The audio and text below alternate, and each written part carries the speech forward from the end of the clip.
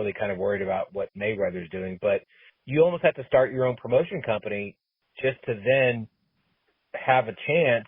But then also, like we saw with Fedor. Fedor never fought in the UFC because he wasn't going to do anything that was not co-promoted with his company. Well, UFC doesn't do that. I guarantee like a PSL wouldn't do that, or even Bellator or whoever. They're not going to co-promote because it's their company. Why would they? They don't need help promoting anything else. However, that's where a lot of those guys make that money. Like, you know, Jake Paul signed with PSL, which I'm curious how that's going to work with his company as well, because are they going to co-promote with Jake Paul and their company, or how is that one even going to work? I mean, I don't know. It's a weird, like, breakdown of clearly the fighters need to get paid, but also the promoters want to bring in as much money for the company as possible. So, but it's like, you're not going to get people to fight if they're not getting paid, which means you don't get paid for the company. So it's like you have to work with everybody. Yeah. And I think one of the things that is a huge difference between boxing and MMA in terms of making money is they're talking about the Muhammad Ali Act, where a promoter can only keep a certain amount of the revenue from the fighters. Oh. So boxing's been around for a very long time compared to MMA. So there's been a lot of time for these kind of politics to get resolved. Whereas MMA is a very new sport, so they're just starting to deal with it now. Like, you got the United Fight League that has like health insurance for their fighters and stuff like that coming out. But it's still relatively a baby compared to boxing. So until something like that comes out, and then the bigger promotions will have to pay more to all the fighters instead of just specific ones, then it'll be tough for like lower level fighters to make a lot of money. Yeah, I just really hope it does work out within next 5 years tops, that fighters can get paid what they deserve. Because, I mean, look at all the pay-per-views that are getting pulled in, all the gates money that's happening. Like, you know, as much money as they're making at the gate, you're telling me some of that money can't go to a fighter? As much money as they're making on these pay-per-views, you telling me more of that money can't go to the fighters? I don't know. Yeah, that makes sense. They can. Yeah. I believe it can so. And it should.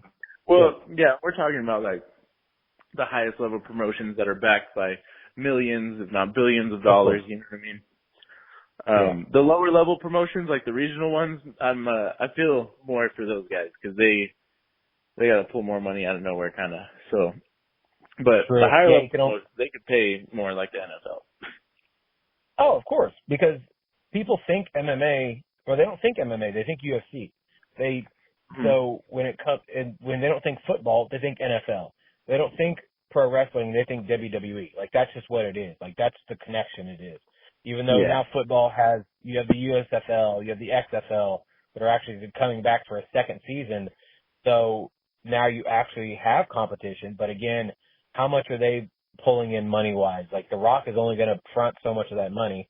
USFL, like, those guys are only going to front so much of that money, as opposed to the NFL, who own a day of the week. And, like, even Thursdays, people look forward to football now. So you easily can do that. And UFC, Saturdays are fight days, like, especially now, because even if they don't have a pay-per-view, they have free fights. So you can easily watch those, and Saturday night, cool, I know what I'm doing, I'm watching fights.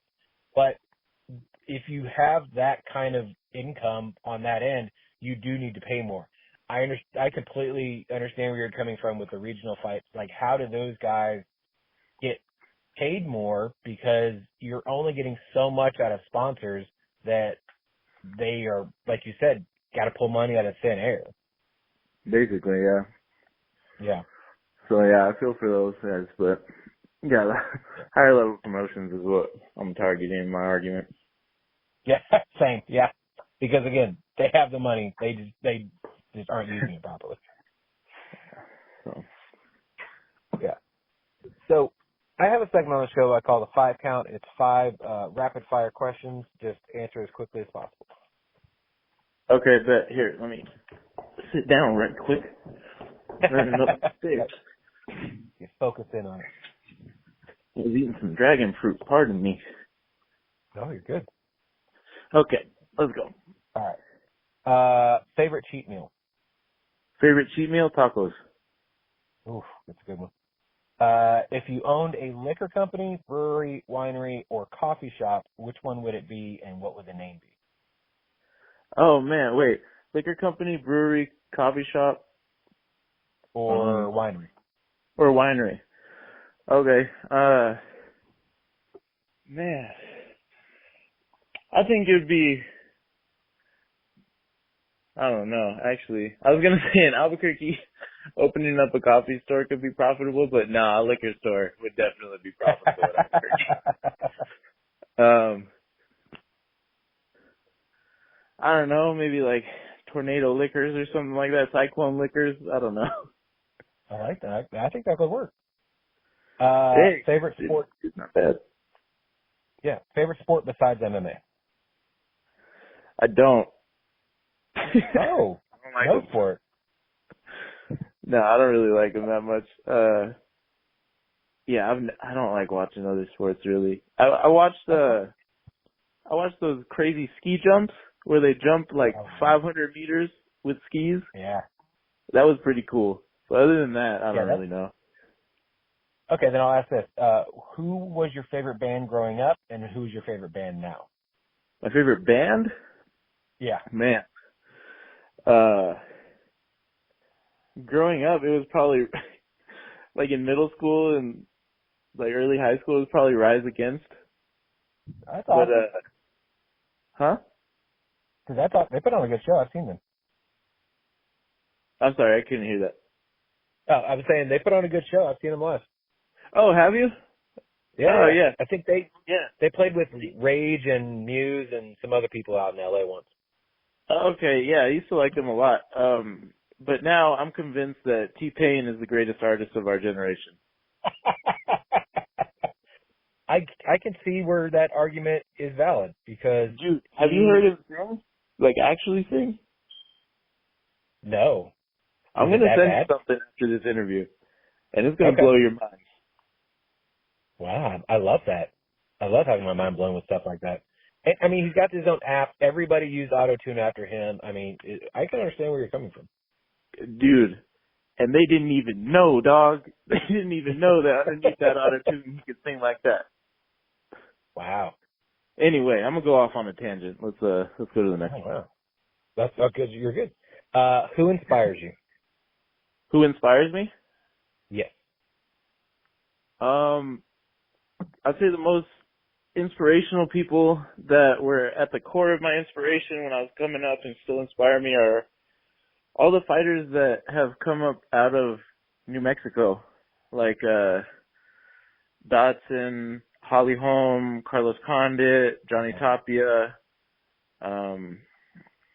Yeah, fighters that were like born and bred here have always been like the most inspiring to me. That's awesome. What would you tell your 17-year-old self?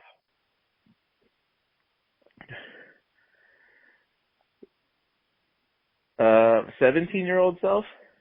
Oh yeah. man, I was still getting into trouble when I was 17. Exactly. Yeah, I'd say just focus on the gym and nothing else.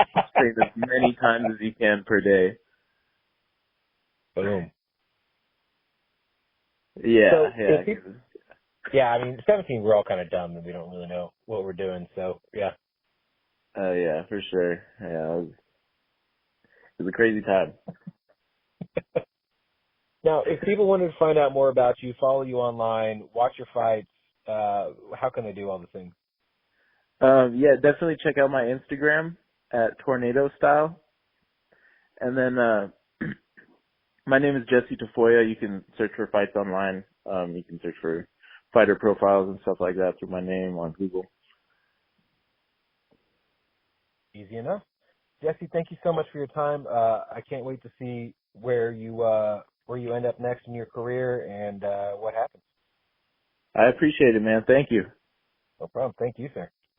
All right. Have a great day. You too.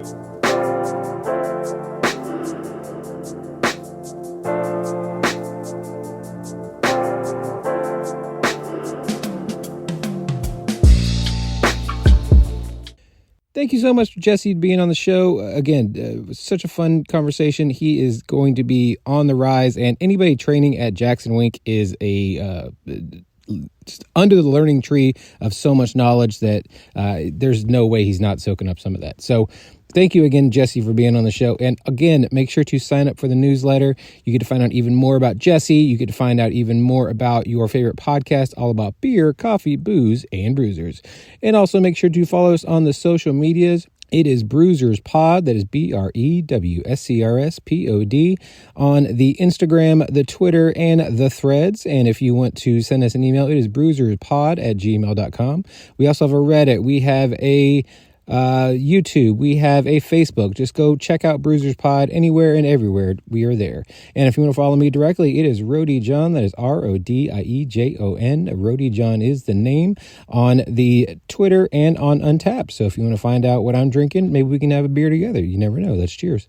And if you want to follow me on the Instagram, it is official Roadie John. Same thing with the Threads. And if you want to send me an email, it is roadiejohn@gmail.com. So until next time, make sure to enjoy life, drink local, and cheers.